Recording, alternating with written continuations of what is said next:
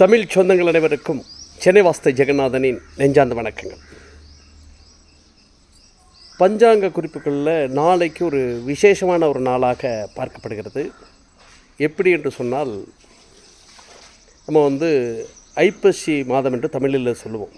ஐப்பசி மாதம் என்று சொல்லுவோம்.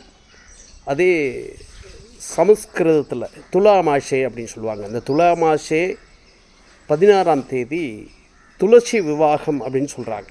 வடநாடுகளில் இந்த பண்டிகை சிறப்பு, நம்ம தென்னாடுகளில் பெருசாக கிடையாது.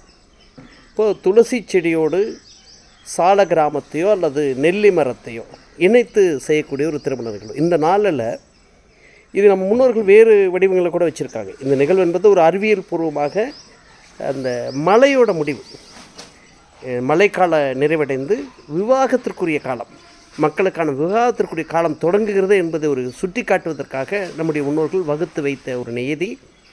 இந்த நாளை வாய்ப்பிருக்கிற திருமணத்திற்கு வாய்ப்பிருக்கிற ஆண்களோ பெண்களோ பெருமாள் வழிபாடு நாளை செய்வது ஒரு சாலச்சிறந்தது.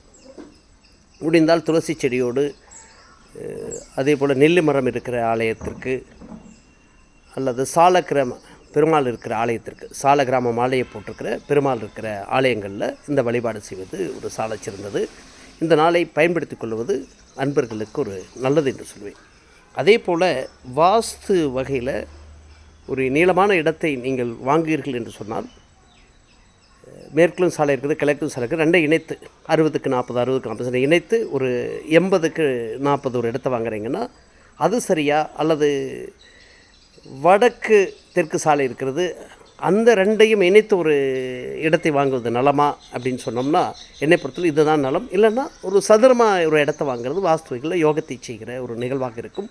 எந்த இடத்துலையுமே கிழக்கு மேற்கு நீளம் என்பது இடத்திற்கு நல்லதுன்னு சொல்லுவாங்க. ஆனால் கட்டிடம் கட்டுகிற நிகழ்வில் கிழக்கு மேற்கு கொஞ்சம் தவறுகளை செய்யும். இதை கவனத்தில் கொண்டு ஒரு இடத்தை தேர்ந்தெடுப்பது நலம். மீண்டும் ஒரு நல்ல கருத்துடன் சந்திப்போம். நன்றி, வணக்கம். வெற்றி நிச்சயம். ஜெயகன்.